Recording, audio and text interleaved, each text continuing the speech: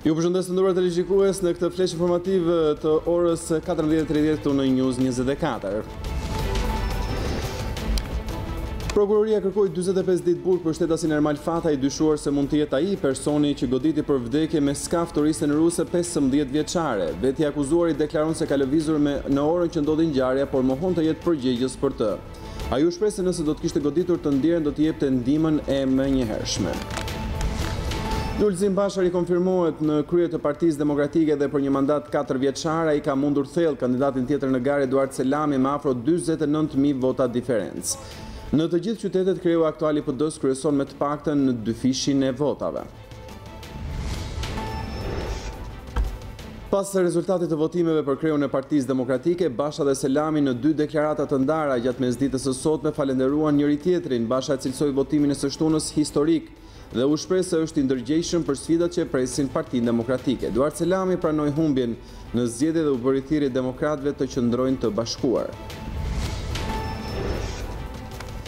Pas fitores së Bashës vjen dhe dorëheqja e parë nga radhët e kryesisë së PD-s, të moralizoti kreu i departamentit të ish përndjekurve politik. Njoftoi dorëheqjen pasi siç shprehet ai, mbrojti idenë se Basha ishte përgjegjës kryesor për humbjen e Partisë Demokratike në zgjedhje dhe se dorëheqja e tij do të ishte një akt demokratik në mënyrë që partia të niste një proces reflektimi dhe ringritje.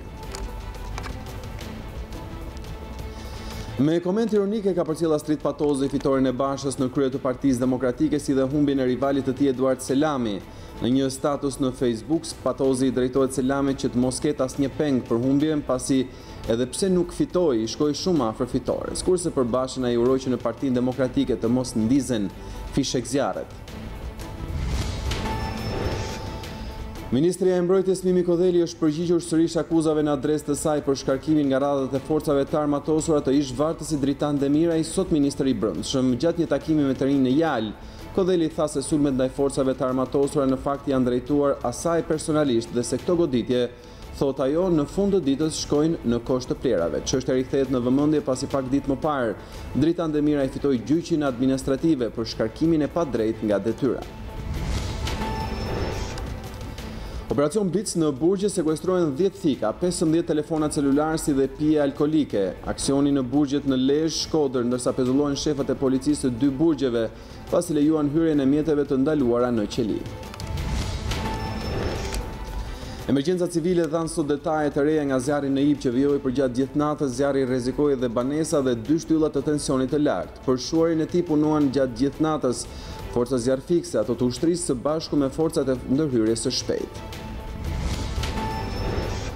Qytetarë të shumë postuan në rrjetet sociale video kur Tirana u zgjua mëngjesin e sotëm e mbuluar nga një re smogu. Burimet bashkisë thanë se smogu mund të jetë shkaktuar nga zjarri në Ib. 4 banesa janë djegur gjatë natës në fshatin Sheqeras në Korçë. Fatmirësisht nuk ka patur të lënduar, por vetëm dëme materiale. Policia po heton shkaqjet e rënies së zjarrit.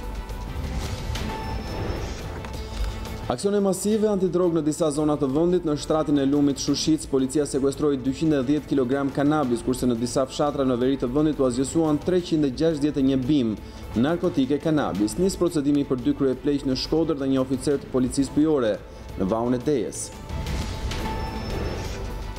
Policia sekuestroi një granatë të pashpërthyer në oborrin e një banese në spital të Durrësit, kur familjari sapo kthyer nga Anglia ku punon si emigrant tha se nuk kishte asnjë konflikt.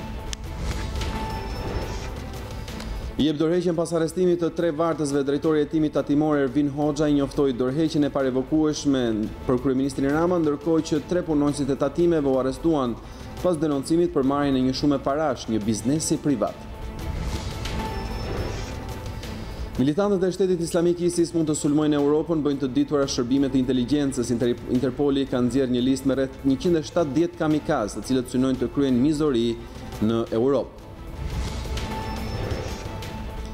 Aktori amerikan John Hurt, i njohur më së shumti për rolin e babait në filmin I vetëm në shtëpi, është ndarë nga jeta në moshën 71 vjeçare.